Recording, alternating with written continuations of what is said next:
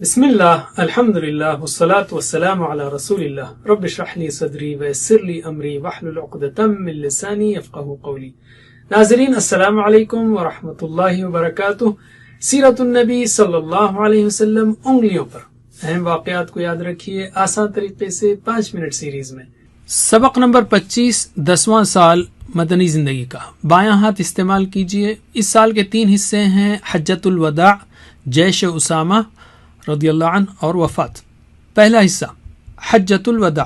ہجرت کے 10ویں سال رسول اللہ صلی اللہ علیہ وسلم نے حج فرمایا، اس کو حجۃ الوداع کہتے ہیں۔ ایک وہ وقت تھا کہ مکے میں آپ کو اور آپ کے ماننے والوں کو سخت تکلیفیں دی جاتی تھیں، اور آج اسی مکے کی زمین پر آپ کے ساتھ 1,24,000 صحابہ تھے۔ اس سفر حج میں آپ نے متعدد خطبے دیے۔ عرفے کے میدان میں آپ نے ایک تاریخی اور جامع خطبہ دیا۔ آپ نے اپنے خطبات میں جن باتوں پر گفتگو فرمائی ان میں سے چند یہ ہیں: توحید، مساوات، انسان کی جان و مال اور آبرو کی حفاظت اور انسانی حقوق کی اہمیت، خواتین کے حقوق، سود کا خاتمہ، قرآن و حدیث پر عمل کرنے اور خاص کر ارکان اسلام پر عمل کرنے کی اہمیت، دعوت دین کی ذمہ داری کو نبھانے اور دین کی تبلیغ کرتے رہنے کی خصوصی تاکید۔ اسباق و عمل۔ حجۃ الوداع کے خطبات اسلامی تعلیمات کا نچوڑ ہیں، ان کو غور سے پڑھیے اور ان پر عمل کیجیے۔ رسول اللہ صلی اللہ علیہ وسلم نے 23 سالہ مدت میں سخت تکلیفیں برداشت کر کے دین اسلام کو پہنچایا، اور آخری وقت میں اس پر عمل کرنے اور اس کو دوسروں تک پہنچانے کی خاص تاکید کی۔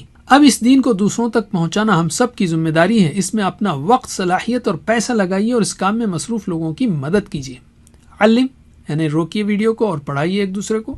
دوسرا حصہ جیش اسامہ رضی اللہ عنہ۔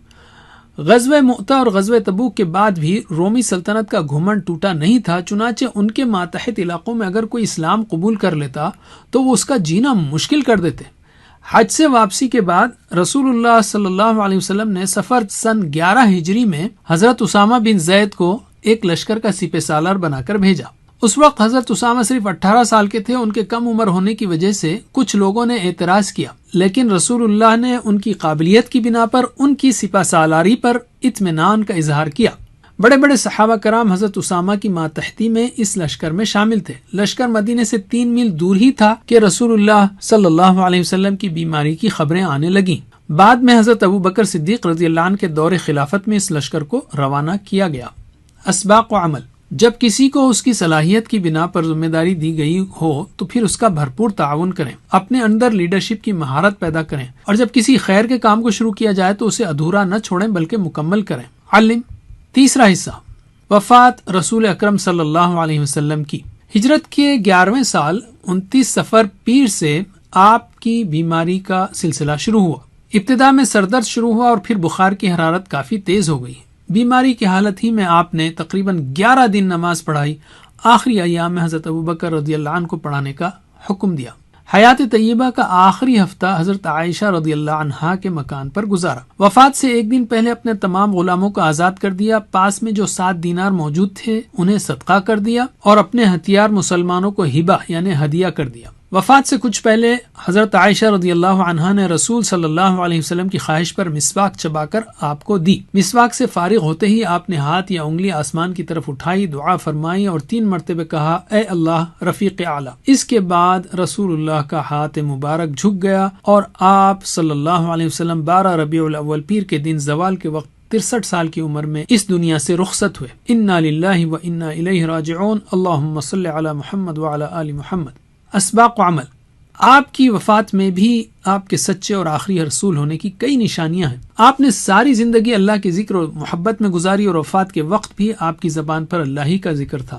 آپ پہلے ہی سے اشارے دے چکے تھے کہ آپ دنیا سے تشریف لے جانے والے ہیں۔ اپنی وفات سے پہلے ہی آپ نے اسلام کا پیغام پورے طور پر پہنچا دیا، اور آپ نے ایک ایسی جماعت تیار کر دی جس نے آگے جا کر اسلام کے پیغام کو ساری دنیا میں عام کیا۔ علم۔ یاد رکھیے، وفات ایک مومن کے حق میں دنیا کے عارضی گھر سے آخرت کے ہمیشہ کے گھر کی طرف سفر کا نام ہے، اس لیے آخرت کی فکر کریں۔ آپ صلی اللہ علیہ وسلم نے سخت بیماری کی حالت میں بھی نماز نہیں چھوڑی، تو کیا ہم بھی نمازوں کا خاص اہتمام کرتے ہیں؟ علم۔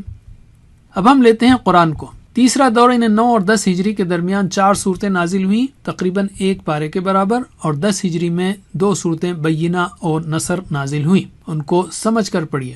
علم۔ حدیث۔ رسول اللہ صلی اللہ علیہ وسلم نے 23 سال کی مختصر مدت میں صحابہ کرام کی جو تربیت فرمائی، اس میں قرآن مجید کے بعد آپ کے بابرکت اقوال ہیں جو احادیث کی شکل میں موجود ہیں۔ روزانہ احادیث پڑھنے کے لیے کم از کم 2 منٹ کا وقت نکالیے۔ اعادہ، آج ہم نے سیرت کے 10ویں ہجری سال کے 3 موضوعات سیکھے۔ بائیں ہاتھ کے انگوٹھے پر مشق کیجیے۔ حجۃ الوداع، جیش اسامہ، وفات، یا مختصراً حج، جیش، وفات۔ جزاکم اللہ خیر۔ کوئز کرنا مت بھولیے۔ والسلام علیکم ورحمۃ اللہ وبرکاتہ۔